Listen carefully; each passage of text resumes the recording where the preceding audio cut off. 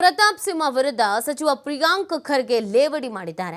ಬಿಜೆಪಿಯಿಂದ ತಿರಸ್ಕೃತಗೊಂಡ ನಿರುದ್ಯೋಗಿ ಇವರು ಎಲ್ಲಾ ವಿಷಯಕ್ಕೂ ಬಾಯಿ ಹಾಕೋದು ಯಾಕೆ?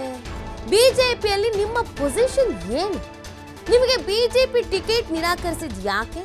ನಿಮಗೆ ಅರ್ಹತೆ ಇಲ್ಲದಕ್ಕೆ ತಾನೆ?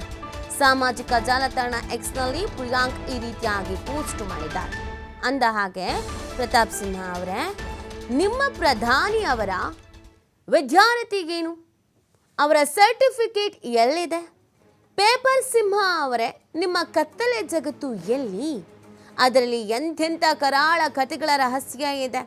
ಕತ್ತಲೆ ಜಗತ್ತು ಪುಸ್ತಕಕ್ಕೆ ತಡೆಯಾಜ್ಞೆ ತಂದಿದ್ದೇಕೆ? ಕತ್ತಲೆ ಜಗತ್ತಿನ ರಹಸ್ಯಗಳ ಬಗ್ಗೆ ಭಯವೇಕೆ?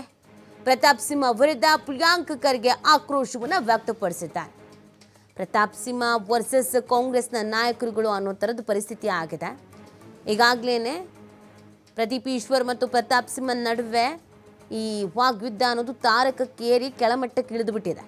ಸೊ ಇದೀಗ ಪ್ರಿಯಾಂಕ್ ಖರ್ಗೆ ಅವರು ಒಂದಷ್ಟು ಪ್ರಶ್ನೆಗಳನ್ನು ಟ್ವೀಟ್ ಮಾಡಿರುವಂಥದ್ದು.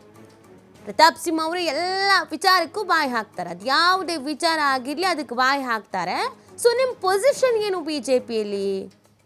ನೀವು ಸಂಸದ ಅಲ್ಲ, ಸಚಿವ ಅಲ್ಲ, ಹಾಗಿದ್ರೆ ಏನು ನೀವು ಏನಕ್ಕೆ ಮಾತಾಡ್ತಾ ಇದ್ದೀರಾ ಅನ್ನೋ ಅರ್ಥದಲ್ಲಿ ಅವರು ಟಾಂಟ್ ಮಾಡಿ ಒಂದಷ್ಟು ಕ್ವಶನ್ಸ್ಗಳನ್ನು ಹಾಕಿದ್ದಾರೆ. ಪ್ರತಾಪ್ ಸಿಂಹ ವಿರುದ್ಧ ಪ್ರಿಯಾಂಕ್ ಖರ್ಗೆ ಅವರು ಈ ರೀತಿಯಾಗಿ ಟ್ವೀಟ್ ಮಾಡೋದ್ರ ಮುಖಾಂತರವಾಗಿ ಸಮರ ಸಾರಿರೋದು. ಸೊ ಇದಕ್ಕೆ ಪ್ರತಾಪ್ ಸಿಂಹ ಅವರು ಖಂಡಿತ ಸುಮ್ಮನೆ ಇರಲ್ಲ. ಅವರೊಂದಷ್ಟು ಟ್ವೀಟ್ ಮಾಡ್ತಾರೆ ಅಥವಾ ಅವರ ರಿಯಾಕ್ಷನ್ ಒಂದಷ್ಟು ಇರುತ್ತೆ.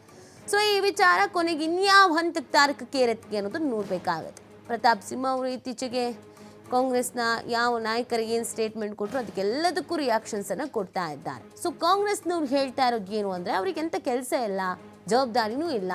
ಸೊ ಹಾಗಾಗಿ ಯಾರು ಏನು ಮಾತಾಡ್ತಾರೆ ಅವ್ರ ಬಗ್ಗೆ ಮಾತಾಡಿಕೊಂಡು ಪ್ರಚಲಿತದಲ್ಲಿ ಇರಬೇಕು, ಮೇನ್ ಸ್ಟ್ರೀಮಲ್ಲಿ ಇರಬೇಕು ಅನ್ನುವಂಥ ಪ್ರಯತ್ನವನ್ನು ಪ್ರತಾಪ್ ಸಿಂಹ ಮಾಡ್ತಾ ಇದ್ದಾರೆ. ಬಿ ಜೆ ಪಿಯವರೇ ಇವ್ರನ್ನ ಮೂಲೆ ಗುಂಪು ಮಾಡಿದ್ದಾರೆ, ಆದರೆ ಇವರು ಈ ಥರ ಮಾತಾಡ್ಕೊಂಡು ಕೂತಿದ್ದಾರೆ ಅನ್ನೋ ಅರ್ಥದಲ್ಲಿ ಕಾಂಗ್ರೆಸ್ನವ್ರು ಹೇಳ್ತಿದ್ದಾರೆ.